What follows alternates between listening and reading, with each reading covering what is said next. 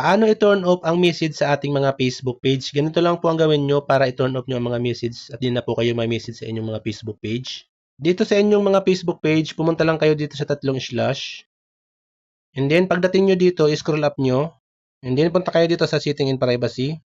And then, click mo itong setting. And then, punta ka dito sa page setting. I-click natin yan. Tapos dito, hanapin po natin ang privacy. Ayan, hanapin po natin yan. I-open lang po natin yan. Minsan po nasa baba yan, minsan lang sa gitna. Open natin. And then, makikita mo po dito sa privacy setting. Ayan po, messaging. Allow people in page to message your page. I-click po natin siya.